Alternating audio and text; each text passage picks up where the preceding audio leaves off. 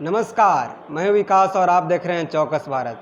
देखिए, देश के प्रधानमंत्री जी विभिन्न देशों में जा रहे हैं, देश के बाहर जा रहे हैं और भारत का उपलब्धि, हिंदुस्तान का उपलब्धि गिना रहे हैं।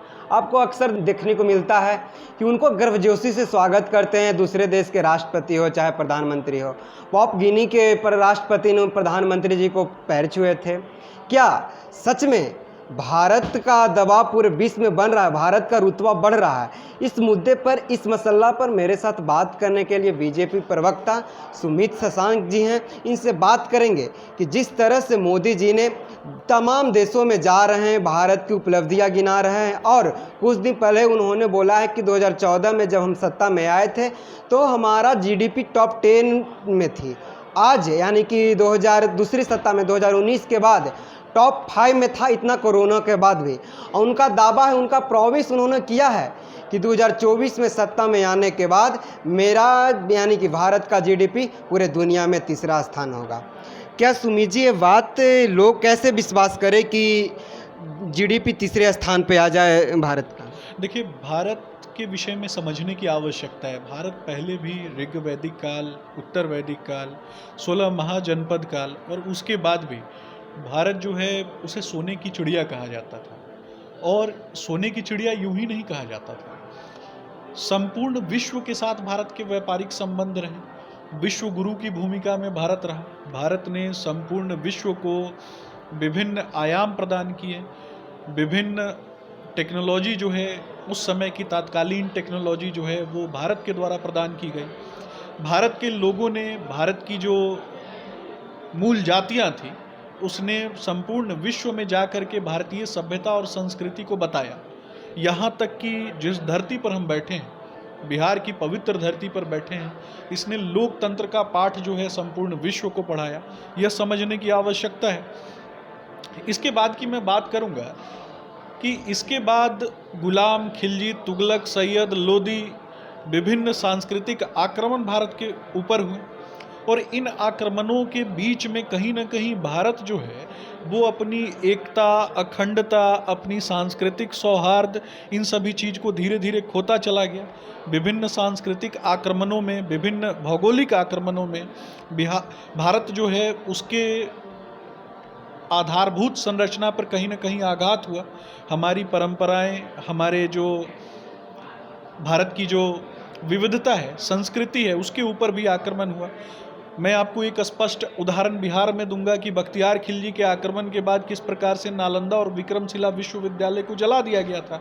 और नालंदा और विक्रमशिला में रखे गए जो करोड़ों पुस्तक थे, पुस्तक भंडार थे, जिनसे ज्ञान लेने के लिए संपूर्ण विश्व से लोग आया करते थे, संपूर्ण विश्व से शिक्षक और संपूर्ण विश्व से विद्यार्थी आया करते थे, तो कहीं ना कहीं उसे नष्ट किया गया इन लोगों के द्वारा। इसके बाद धीरे धीरे भारत जो है वो उभरने के क्रम में आगे बढ़ता चला गया। और आपने देखा होगा कि 1947 के बाद से जब भारत का एकीकरण होता है और भारत अपने पूर्ण स्वरूप में आता है, तो भारतीय जनमानस ने किस प्रकार से मेहनत करते हुए भारत को आगे बढ़ाने का कार्य किया।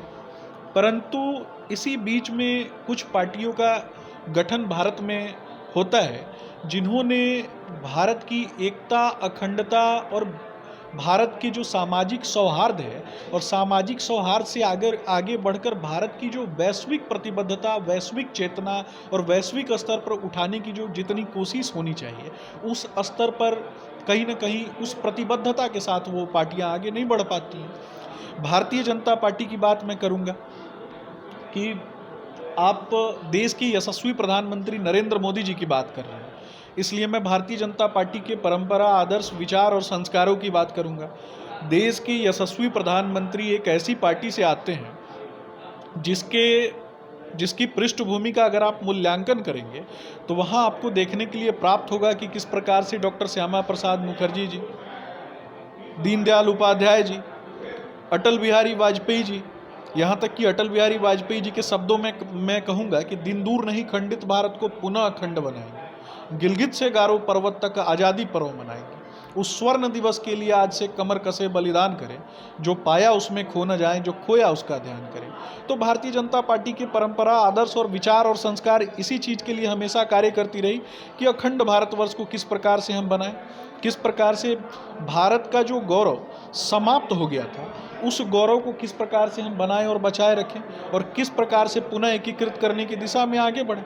उसी परंपरा और विचार से कहीं ना कहीं देश की यशस्वी प्रधानमंत्री जी का उदय होता है, और देश की यशस्वी प्रधानमंत्री जी का उदय कहीं ना कहीं संपूर्ण विश्व में जब आप देखेंगे तो एक वसुधैव कुटुंबकम की नीति को जिस प्रकार से उन्होंने आगे बढ़ाया, संपूर्ण विश्व को अपना कुटुंब कहा, संपूर्ण विश्व की सांस्कृतिक नव चेतना को आगे बढ़ाने वाले देश के यशस्वी प्रधानमंत्री जी का स्वागत जब पूरे विश्व में, जब कभी भी दूसरे राज्यों में, दूसरे राष्ट्र में जब वो जाते हैं और दूसरे देशों में जब जाते हैं तो किस प्रकार से उनके साथ व्यवहार होता है, किस प्रकार से भारतीय जनमानस के साथ व्यवहार होता है। उन्हीं देशों में पहले 2014 से जब भारतीय नागरिक रहते थे उनके साथ होने वाला व्यवहार और 2014 के बाद का व्यवहार, यह देखने की आवश्यकता है। 2014 के बाद वैश्विक प्रतिबद्धता भारत की बढ़ी, वैश्विक चीज़ों में भारत ने और भारत सरकार ने अपना इंटरेस्ट दिखाया, और संपूर्ण एशिया का नेतृत्व अगर किसी ने किया तो वह भारत ने किया। चीन जैसी शक्ति को, पाकिस्तान जैसे दुराचारी राष्ट्र को अगर किसी ने काउंटर किया तो वह भारत सरकार के द्वारा किया गया। अगर अमेरिका में देश के यशस्वी प्रधानमंत्री जाते हैं और बड़े से बड़ा समारोह उनके आने पर, उनके आगमन में किया जाता है तो यह सिर्फ प्रधानमंत्री जी का स्वागत नहीं है। अगर प्रधानमंत्री के पद का स्वागत होता है तो कहीं ना कहीं ये संपूर्ण भारत के लोगों का स्वागत होता है।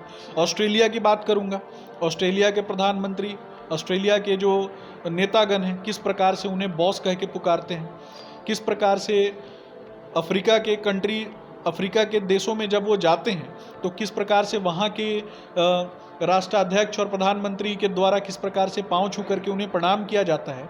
यह कहीं ना कहीं इस बात को दिखाता है कि भारत के लोग, भारत की जो संस्कार है, भारत की सनातन परंपरा, मान्यताएं, विचार, संस्कार, ये कहीं ना कहीं संपूर्ण विश्व के लोगों के द्वारा फॉलो किया जा रहा है। न केवल भारतीय प्रतिबद्धता कि हम तीसरी बिगेस्ट इकोनॉमी बनेंगे इसके लिए, बल्कि भारत के परंपराओं का, भारतीय संस्कारों का, भारतीय विचारों का, और भारत में जो हमारी सनातन मान्यताएं हैं, सनातन संस्कृति है, इसका अगर कोई इज्जत कर रहा है और संपूर्ण विश्व में अगर इज्जत प्राप्त हो रही है तो इसके पीछे कहीं ना कहीं प्रधानमंत्री जी की देन है, भारतीय जनता पार्टी का नेतृत्व है।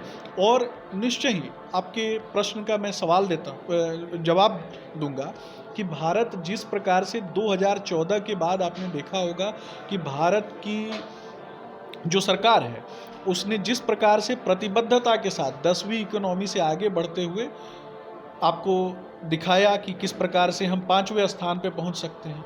इसी प्रकार से आप आने वाले समय में देखेंगे कि भारत तीसरी सबसे बड़ी इकोनॉमी बनेगा, और उसके बाद हमारा लक्ष्य जो है वो न केवल तीसरी सबसे बड़ी इकोनॉमी बनने का है, इकोनॉमी वाइज भारत का लक्ष्य प्रथम स्थान प्राप्त करने का है, और सांस्कृतिक नव चेतना के प्रतीक के रूप में भी भारत विश्व गुरु बनने की भूमिका में अग्रसर रहेगा, आगे बढ़ेगा, विश्व गुरु बनेगा, और सबके साथ सबके विकास और संपूर्ण विश्व की एकीकरण, सबके भावनाओं का सम्मान करते हुए, सबकी सांस्कृतिक विरासत का सम्मान करते हुए भारत इस सांस्कृतिक नव चेतना का कहीं ना कहीं प्रतिनिधित्व करने वाला बनेगा। आपने हर सवाल का वो जवाब दिया जो हमने पूछा और मेरे जहन में आ रहा था। आपसे आखिरी सवाल, मोदी जी को दुनिया कैसे याद रखेगी? देखिए, मैं आपको बताऊंगा, व्यक्ति अपने कर्मों के द्वारा पहचाना जाता है। आदरणीय प्रधानमंत्री नरेंद्र मोदी जी ने जब गुजरात की सत्ता में वो आए और गुजरात में मुख्यमंत्री बने, और गुजरात में उन्होंने मुख्यमंत्री बनने के पश्चात आपने देखा होगा कि सेवा भाव को चुना, गुजरात की इकोनॉमी को किस प्रकार से आगे बढ़ाया। एक समय में 2 लाख 3 लाख करोड़ का बजट गुजरात का था, और आज कहाँ गुजरात का बजट किस प्रकार से है, आपने देखने वाली बात है। पूरे भारत में गुजरात की जो जीडीपी है वो भारतीय जीडीपी में उसका कंट्रीब्यूशन क्या है, तो इस प्रकार से जो जीवटता का प्रतीक उन्होंने संपूर्ण गुजरात को बनाया, और उसके बाद जब 2014 के बाद वो प्रधानमंत्री पद पे आसीन हुए, और प्रधानमंत्री पद पे आसीन होने के बाद मैं एक चीज़ और बताना चाहूँगा कि भारत जो है विविध संस्कृतियों में बसा हुआ राष्ट्र है, और इसकी भौगोलिक सीमाएं जो हैं वो काफ़ी डाइवर्सिफाइड हैं। तो कहीं ना कहीं यह समझने वाली बात है कि विभिन्न स्थानों पर विभिन्न चुनौतियां थीं। उन सभी चुनौतियों से निपटते हुए, विभिन्न प्राकृतिक आपदाओं से निपटते हुए, कोरोना जैसी वैश्विक महासमस्या से निपटते हुए, और राष्ट्र विरोधी ताकतों से निपटते हुए, राष्ट्र विरोधी गतिविधियों में लिप्त रहने वाले जो लोग हैं उनको काउंटर करते हुए, उस प्रकार के लोगों से और देश को आगे बढ़ने से रोकने वाले लोगों से निपटते हुए किस प्रकार से भारत का स्थान जो है वैश्विक स्तर पर, भारत की जो सांस्कृतिक नवचेतना है, भारतीय विरासत है, उसको किस प्रकार से गौरवान्वित करने का कार्य आदरणीय प्रधानमंत्री नरेंद्र मोदी जी ने किया, यह कहीं ना कहीं प्रूवन है। और आने वाले समय में आप देखेंगे कि भारतीय जनता पार्टी के नेतृत्व में, देश की यशस्वी प्रधानमंत्री जी के नेतृत्व में भारत एक ऐसे हाथों में है जो उसको विश्व गुरु बनने की भूमिका में आगे बढ़ा रहा है। स्पेस टेक्नोलॉजी में, रक्षा क्षेत्रों में, स्वास्थ्य आदि क्षेत्रों में हम आज किसी से भी पीछे नहीं हैं, और न किसी के आगे हाथ फैलाने की स्थिति में हम खड़े हैं।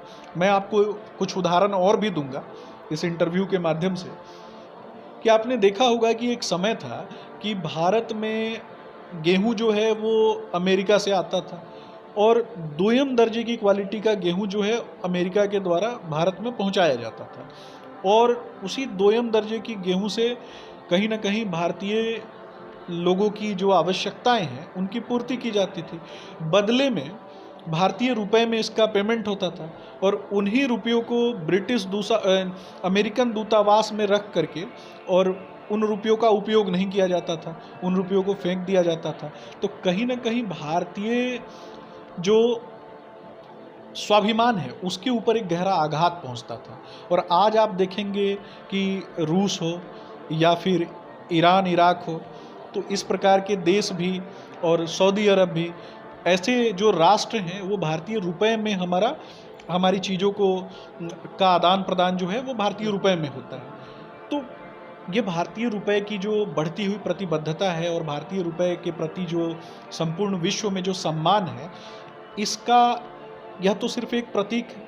भारतीय सांस्कृतिक विरासत, भारतीय सभ्यता, संस्कृति, इन सभी को अगर किसी ने आज पुनः एकीकृत करने का कार्य किया है, विभिन्न चुनौतियों से निपटने का कार्य किया है, तो वह देश के यशस्वी प्रधानमंत्री नरेंद्र मोदी जी के नेतृत्व में भारतीय जनता पार्टी कर रही है, भारत सरकार कर रही है। और आने वाले भविष्य में हम यही कामना करेंगे और निश्चय ही इस दिशा में आगे बढ़ेंगे कि भारतीय तिरंगा, भारतीय आन बान शान, भारतीय लोगों की पहचान, ये कभी भी किसी भी शर्त पे नीचे ना आनी पाए। हमेशा भारतीय ध्वज जो है विश्व के मानचित्र पर सबसे ऊपर लहराता रहे। आपने सुना होगा, ये बीजेपी प्रवक्ता सुमित शशांक जी हैं।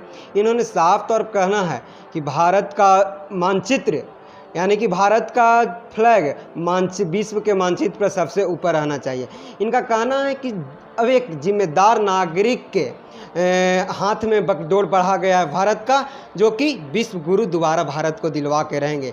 इन्होंने कहा कि जिस तरह से हमारे प्रधानमंत्री को देश से नहीं विदेश में उनको इज्जत मिल रहा है, उनको व्यवहार देखने को मिल रहा है, उनके पॉप गिनी के प्रधानमंत्री राष्ट्रपति पैर छूते हैं और ऑस्ट्रेलिया के राष्ट्रपति द बॉस बोलते हैं। एक कहीं ना कहीं 140 करोड़ भारतीयों का प्यार है, और एक जिम्मेदार नागरिक का वो सवाल है, जवाब है, जिसमें उन लोगों को देखना मिलता है। प्रधानमंत्री का छवि वो नहीं है कि मेरा देश भ्रष्टाचारियों की ओर जाए, मेरा देश अव्वल रहे और पूरा विश्व में राज बने और दोबारा विश्व गुरु भारत कहलाए। इनका सुना होगा, इन्होंने अटल बिहारी वाजपेयी की कुछ पंक्ति पढ़ी थी।